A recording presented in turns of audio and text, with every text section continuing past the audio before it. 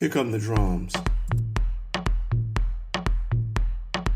Okay, guys, you know what those drums mean. Yes, it's the Mark Peterson Show, news and views from a blackish point of view with a splash of the parapolitical. Yeah, parapolitical. Throwing in the weird to make the news make sense. What is the title of today's show? World War III will start when Trump wins the 2020 elections. Yeah, I know. That statement is outrageous. But I'm going to walk you through the facts and let you decide for yourself. Guys, I think World War III has already started. It's just going to escalate after Trump wins the 2020 elections. I know. All of this sounds crazy. The ravings of a madman. But let me walk you through how I think the war has already started and why I think it's going to escalate.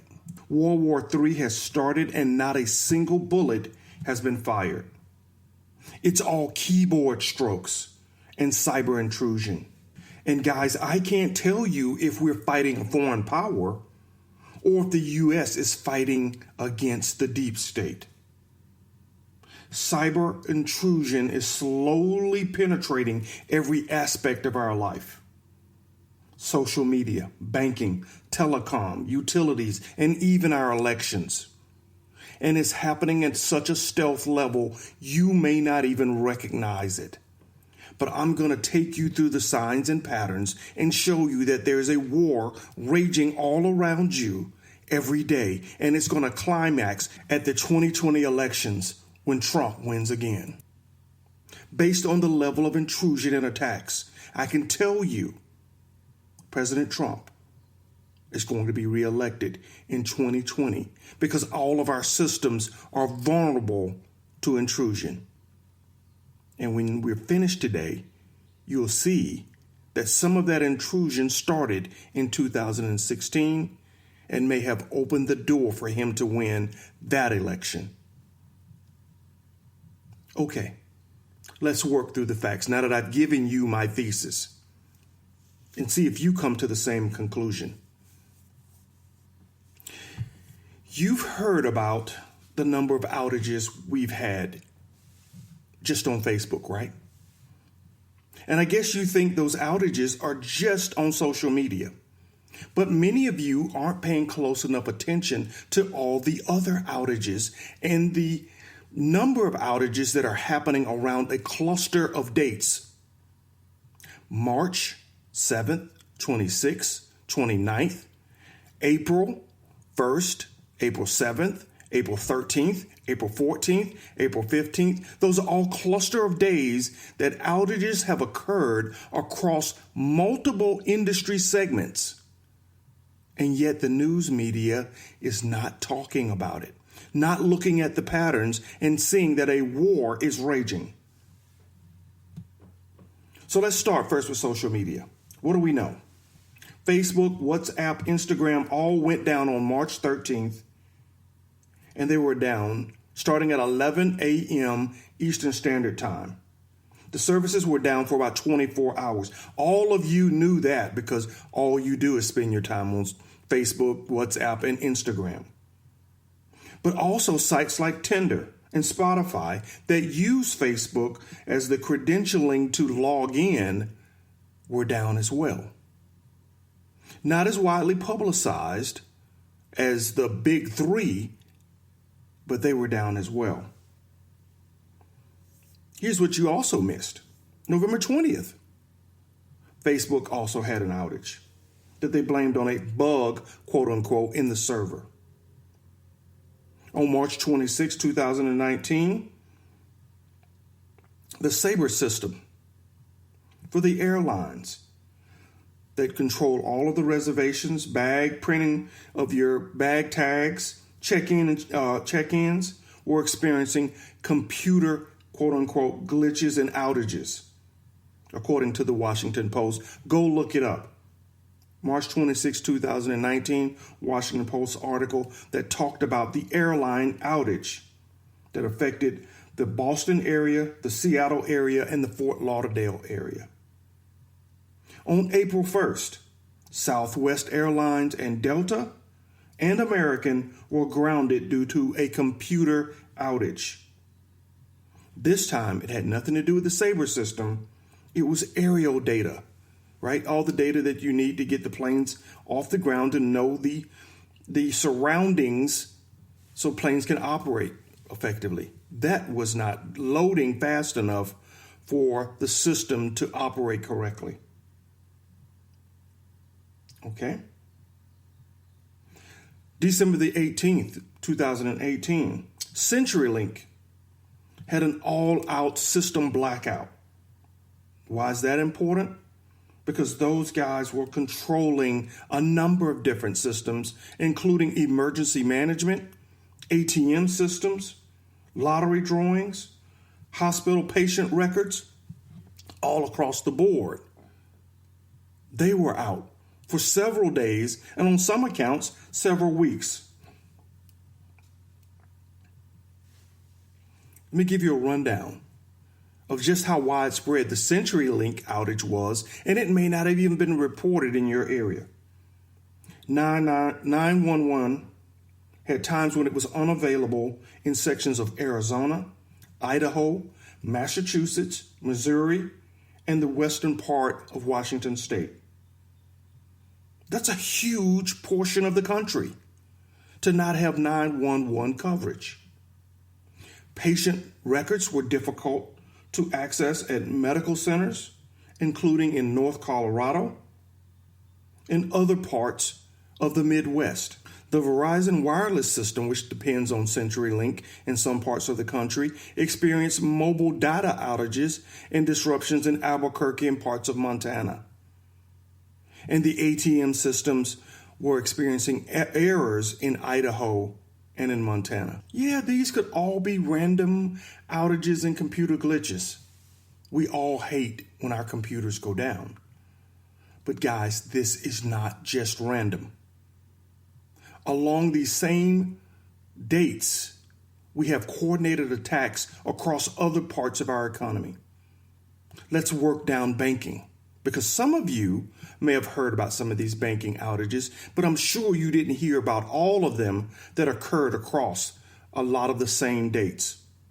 On April 1st, 2019, and on April 12th, 2019, PNC Bank was down for 24 hours, and users could not access online banking, mobile banking, or access the corporate website. Get used to me saying that for all the banks that I'm about to tell you. U.S. Bank was down on March 24th, 2019 for 24 hours. And guess what users could not access? Online banking, mobile banking, and the corporate website. Wells Fargo was hit on February 7th, 2019. Customers could not access what? Online banking, the mobile app, or the ATMs. They blamed their outage on smoke in one of their data centers that caused the problem across their network. You can check that in USA Today on February the 7th, 2019 from an article by Dalvin Brown. JP Morgan Chase was hit on February 6th, 2019, had an outage of what? Online banking, mobile apps, and their ATMs across the United States. Navy Federal, the Navy Federal Credit Union, they had an outage on February 14th, 2019. You could not access their mobile app or their online banking. You can check that at swavy.com. Bank of America was down on April 13th, 2019, and you couldn't access the website, online banking, or the mobile app. Barclays Bank, the British bank, right? You couldn't access any of their banking channels, and they went down on April 13th, the same day Bank of America went down, and they were down for 24 hours. Red Bank was out on February the 25th. Lloyds Banking Group, Lloyds of London, you know those guys, they were hit with an outage on February the 10th, 2019. And the People's United Bank was hit with an outage on March 28th, 2019. Locations covered Connecticut, New York, Massachusetts, Vermont, New Hampshire, and Maine. Guys, you're starting to see patterns here in the dates, in the services that are out, and in the parts of the country where these outages are occurring, the Midwest and Northeast. These sound like planned attacks. Now, I have a few observations on why I think they're concentrated in certain parts of the country, but we'll get to that when we talk through the conclusions of how this war is being waged. But we just didn't stop there. There are more outages that coincide with the dates that I'm throwing out. Satellite outages. Our GPS system had an outage on April 6th. Okay? So you see the banks that line up with that same set of dates around that same time. PNC Bank, Bank of America, Lloyd's. Now the GPS system on April the 6th. The GPS system affects the civilian and non-civilian systems, aviation and non-aviation, and the military. Now, according to drive.com, on October 16th of 2017, by an article by Joseph Trevlenik, the Russians used jamming technology to shut down the GPS and the cellular and emergency cellular in Norway and in Latvia during their war games in that year.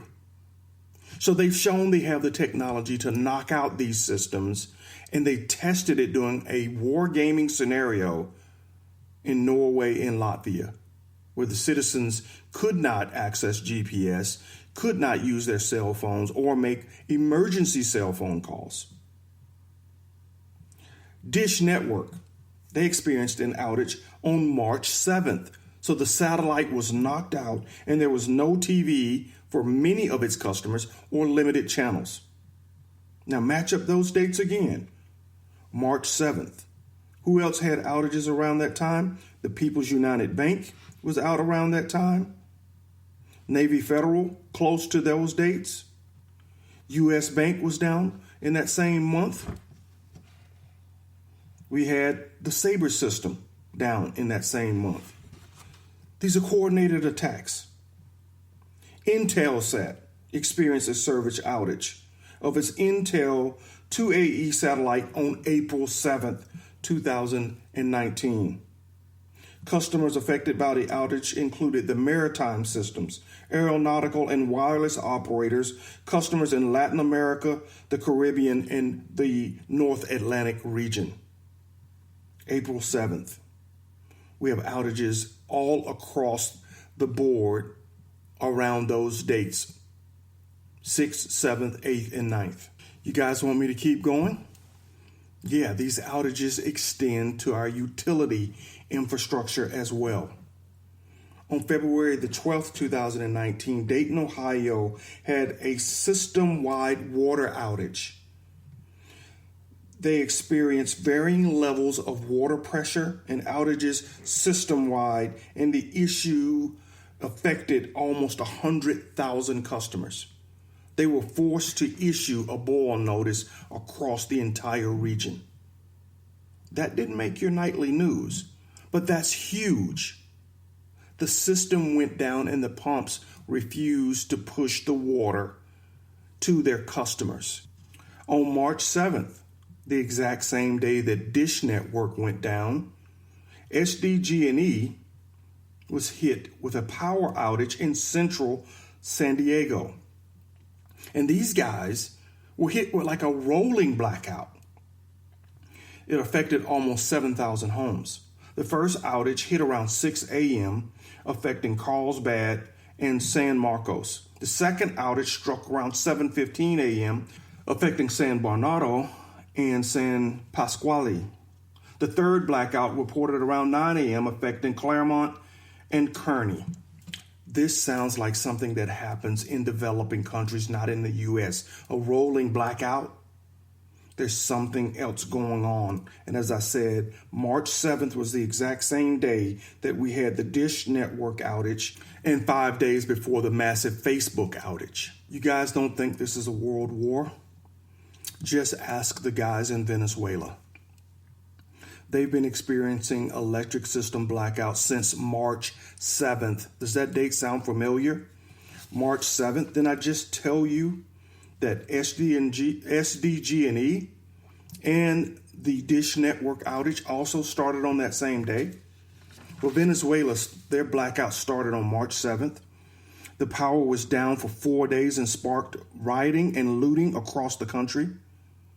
They claimed that a major substation in the center of the country had been damaged and that caused the outages countrywide.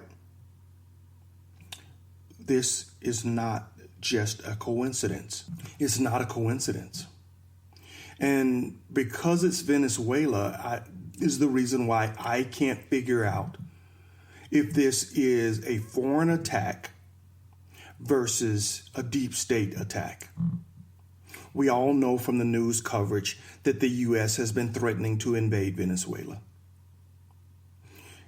A blackout or rolling blackouts would certainly weaken and soften their resolve and make it easier for any sort of invading force to accomplish its mission. The same kind of stuff we did to Iraq at the beginning of that war. However, it looks like these same tactics are being used on the U.S. population. In preparation for what? Exactly, that's what I keep asking myself. In preparation for what? And that's where this thing continues to get more and more confusing and more sinister. If you accept the mainstream media message that it's the Russians, there's plenty of evidence to accept that message. On April 11th, 2018, Theodore Curry reported in theconversation.com that Homeland Security had revealed the extent to which Russia had infiltrated quote-unquote critical infrastructure, like power plants, water facilities, gas pipelines, and started to attack hundreds of these facilities, attempting to cut them on and off. A September 16, 2018 article by Andy Greenberg in Wired magazine stated that hackers had gained enough control over the U.S. grid that they could induce blackouts on American soil at will, and that hackers known as Dragonfly 2 or Sandworm, which were backed by Russia, had targeted energy companies for these hacks. In 2015 and 2016, Russian hackers had attacked the Ukraine grid and twice induced major power outages. In July of 2017, hackers attempted to access the Kansas nuclear facility known as the Palmyra fusion reactor, and these hackers were linked to Russia. So there's plenty of evidence to suggest that there may be players out there that are fighting this war against the U.S. There's also theories that because of the tariffs that are being placed on China, that many of the attacks in the Midwest and states that were supportive of Trump are bearing the brunt of these hacks. And if you just go back through this podcast and map where these banks and these outages are, you'll see what I'm talking about. Montana, Colorado, Arizona. We're talking about the Southwest and the Midwest that are bearing the brunt of these hacks, and these states align with Trump. So there could be an underground war being fought by the Chinese to sway the opinions of people in these states against Trump. Hey, it happens on an economic level. As soon as tariffs were issued against China, they turned around and started putting tariffs on items from states that have been supportive of Trump. Yeah, go back and check the facts. Some of my stuff sounds parapolitical until you go back and read the facts and realize that's just straight reality. Now, let me tell you why I can't figure out whether or not this is legitimately a foreign power versus foreign power hack fest that has escalated to the level of World War III, or if it's truly an orchestrated effort by the deep state to shift everything around us, keep us confused, and keep us under control. On March the 7th, again, March the 7th keeps coming up, 2017, the Washington Post article entitled WikiLeaks says it has obtained a trove of CIA hacking tools. That article was written by Greg Miller and Ellen Nakashima. Says that the CIA has cyber tools that can convert cell phones, TVs, and ordinary devices into tools for espionage.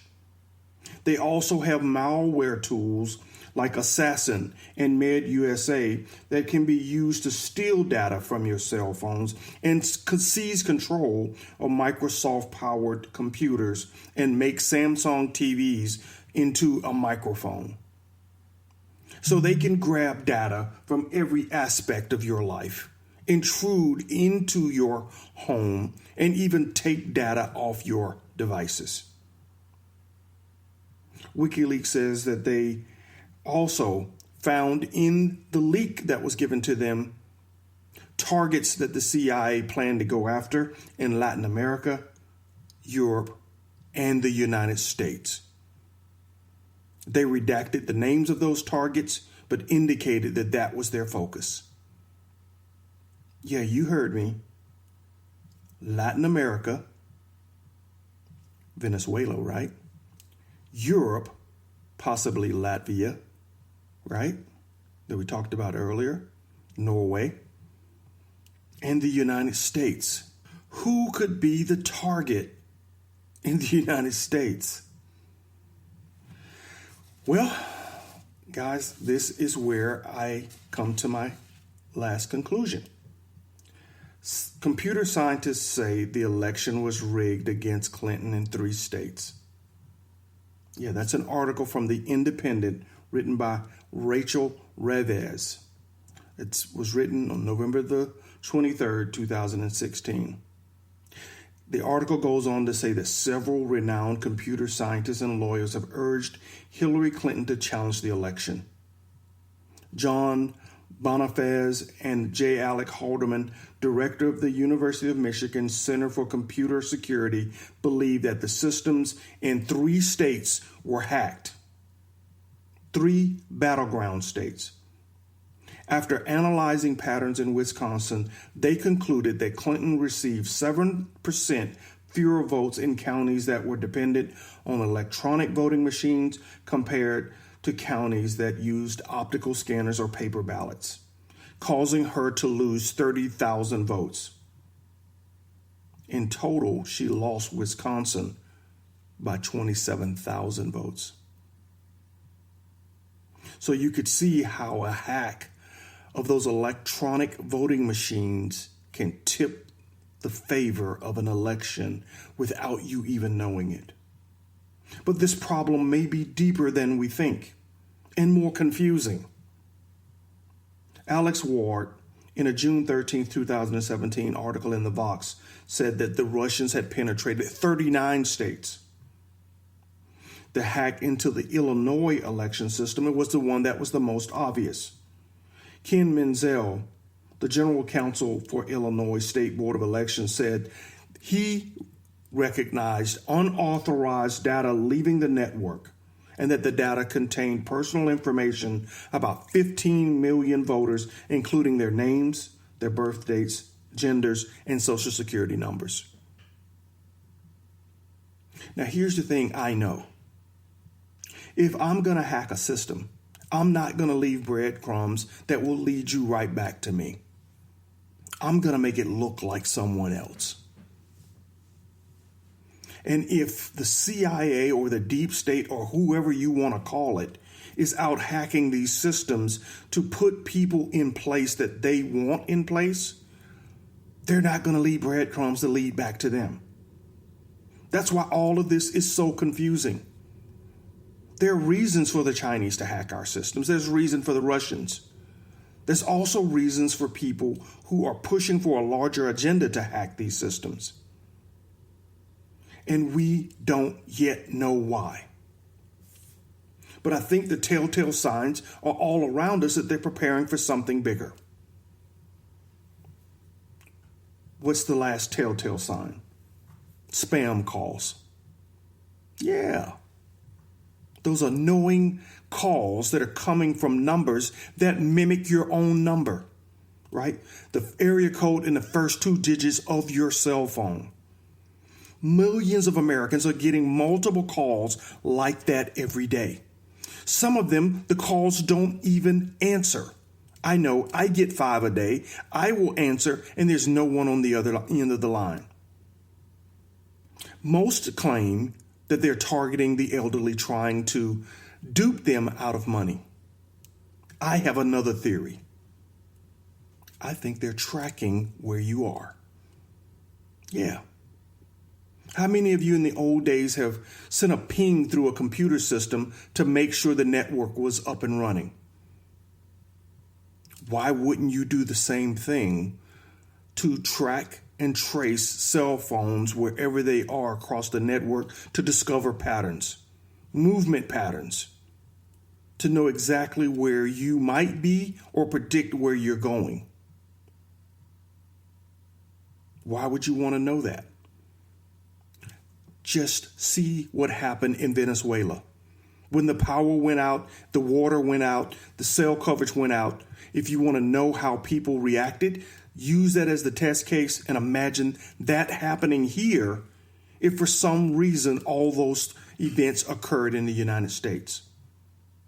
And now that you've heard about all the outages that we've had in just the last 3 months, some of that might be headed our way. And these spam calls are the latest way for whoever's hacking to track 75% of the 225 million cell phones that are in the United States. But here's where the force can't help me see what's going on. Everybody remember October the 3rd, 2018? It's not a date that sticks out in your mind, right? But it is the date that the National Wireless Emergency System went online.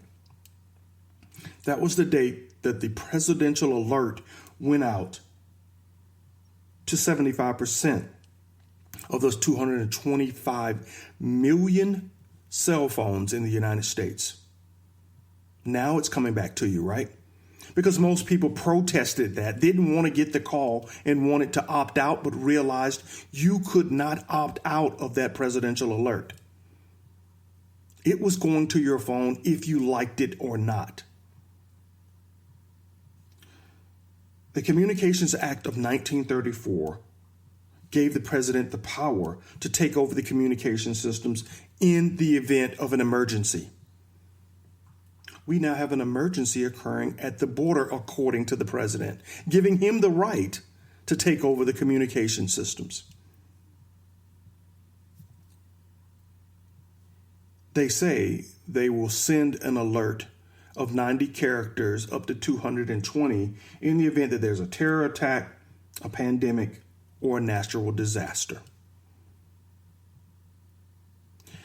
Combine that with all the spam calls that we've been getting for the last 6 to 12 months, and it makes you wonder if that system hadn't already been online and they're collecting the data to know where people are and where they're moving. The patterns, again, that can be used when these quote-unquote emergencies occur. Yeah, an emergency like people no longer trusting the election or the outcome of the elections. I mean, let's play out this scenario. People don't like the outcome of an election like you've seen in other developing countries where the two parties refuse to accept the elections and then all of a sudden chaos. I believe if that occurred here, the first thing that would go down is social media. So people could not organize, communicate, and strategize on ways to put pressure to force the legitimate leaders into power. The next thing you would see is rolling blackouts, loss of water, all designed to disrupt and cripple the will of the American people. Now, would a foreign power want to execute that strategy? Absolutely. That's a form of social decapitation. In military terms, you'd want to take out C3, command, control, and communications, to limit the ability of the military to mobilize and respond to the threat. But how do you do that with a civilian population? Pretty much the same way, but targeting different infrastructure. Cell phones, social media, internet, and your money. Guys, you better start paying attention. These patterns, these outages are not just random. They are the cyber bullets that are being fired in World War III that's occurring all around us, and we're not paying attention. Because they aren't real bullets, but they're just as dangerous. And what I fear is that people are already planning for the aftermath of the 2020 election.